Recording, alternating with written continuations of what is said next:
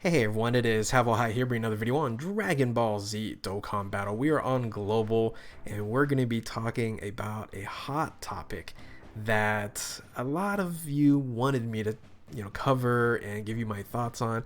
And here's just my upfront thoughts. It's not going to happen. Now, that's maybe baseless of me for saying that. Yeah, is there a possibility? Sure, everything there's a possibility. But I will tell you why I feel that way. And what are we talking about? We're talking about the loot box ban.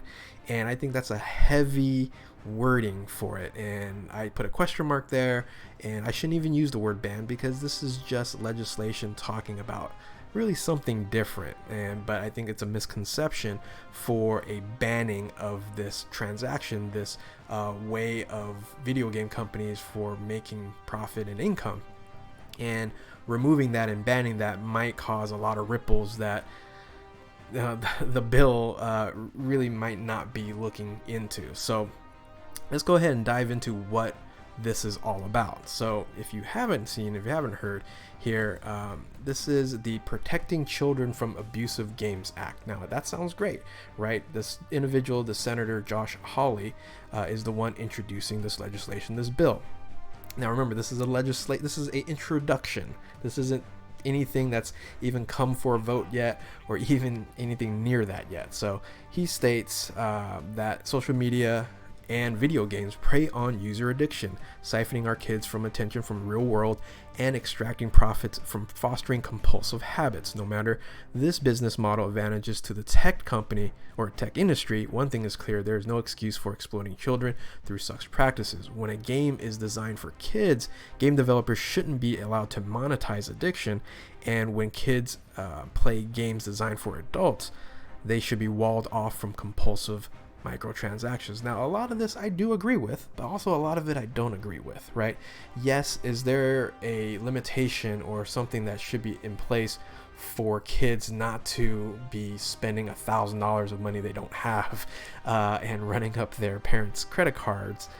Sure, I think there is a level of protection that could be there for credit card companies or things of that nature. But when it comes to the word allowing to monetize addiction, there's a fine line between the word addiction and consumption. There's a lot of people that consume a lot of different things, might not necessarily be addicted to it. So you have to really define that word a lot more. So I'm going to talk about what that means to me and why I think the legislation isn't going to get very far from how this thing is actually worded. But it sounds great, right? And we all want to protect kids.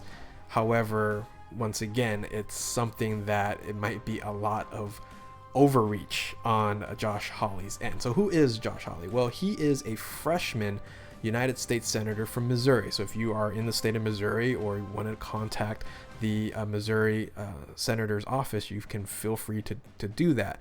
And he's actually made a name for himself trying to create regulation and legislation for the tech industry, in accordance to Google, Facebook, and now loot boxes. So this loot box ban, or the discussion of regulating loot boxes, isn't anything new. Josh Hawley isn't the first one who wanted to do this. It was actually in 2017 a gentleman named by Chris Lee, a House member representative from District 51, Hawaii. He also targeted loot boxes. Actually, the whole fiasco with Star Wars Battlefront 2, where you needed to buy things to actually win the game, so the pay to win scenario on there. And hey, Battlefront and EA took it hard because they messed up internally for that, so they're getting hit hard for that.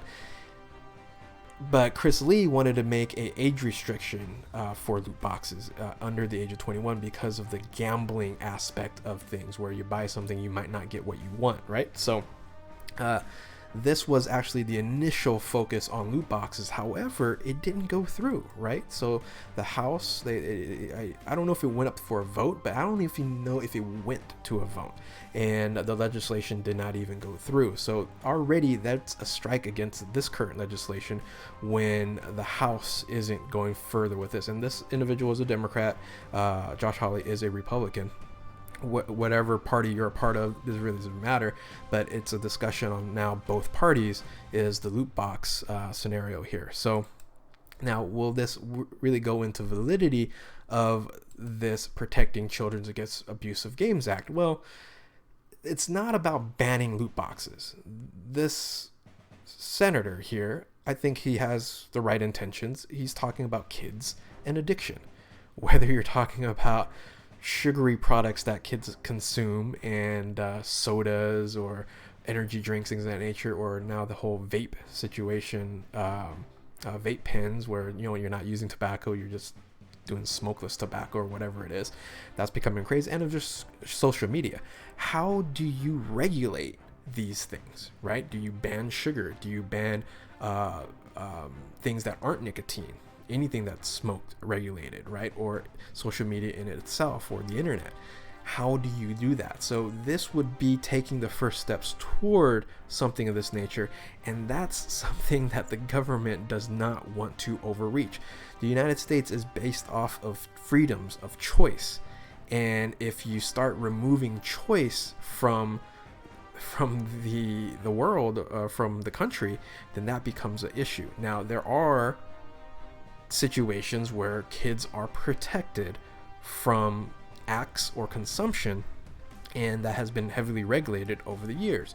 Now, what are they? Well, kids and addiction really focused on cigarettes, even marijuana, alcohol consumption, gambling. Of course, this is the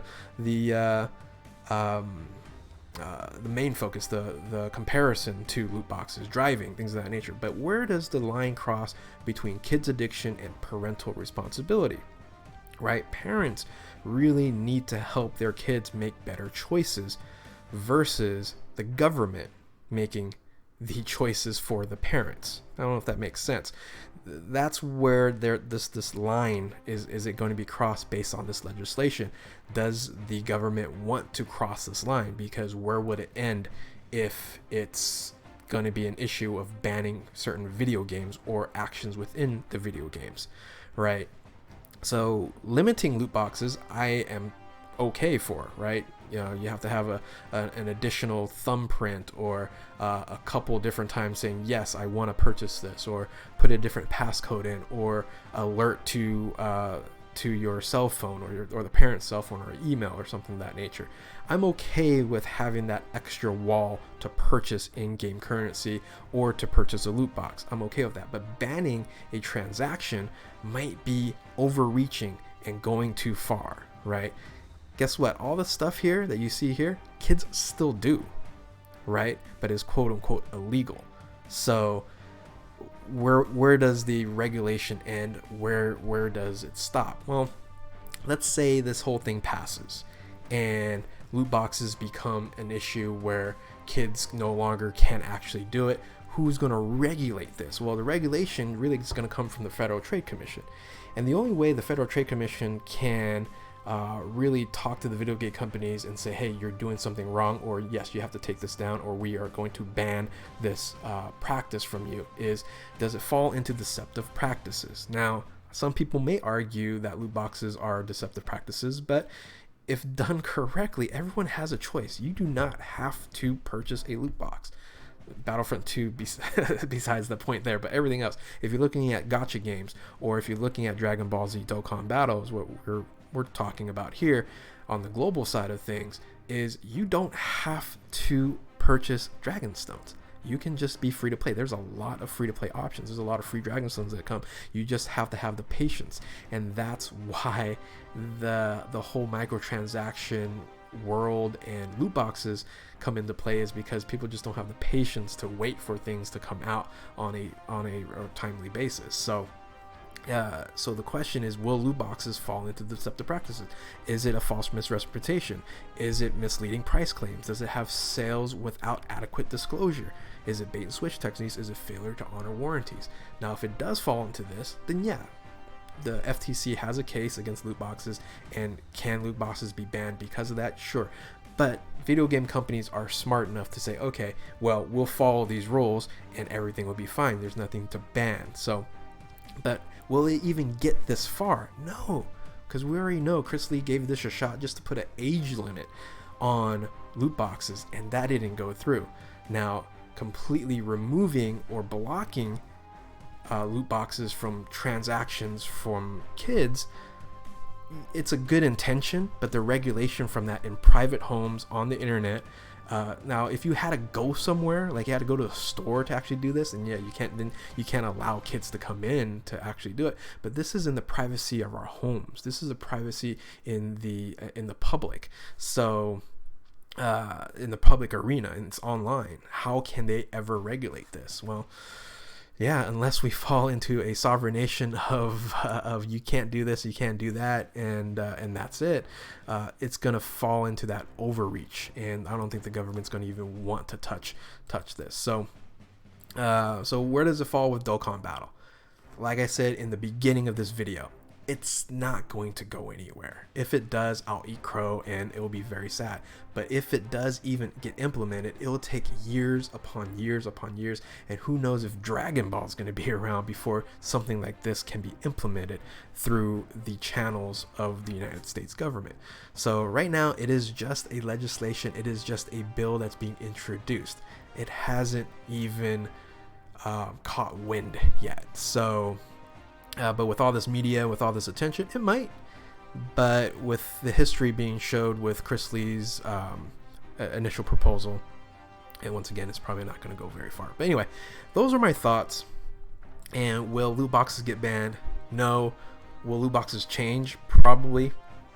Will be better suited, user-friendly, or kid-friendly, even dollar monetary friendlier? Sure. You know, Candy Crush's $150 transaction might not be there anymore, might be just limited to, you know, $20 here and there, things of that nature, and I'm okay with that.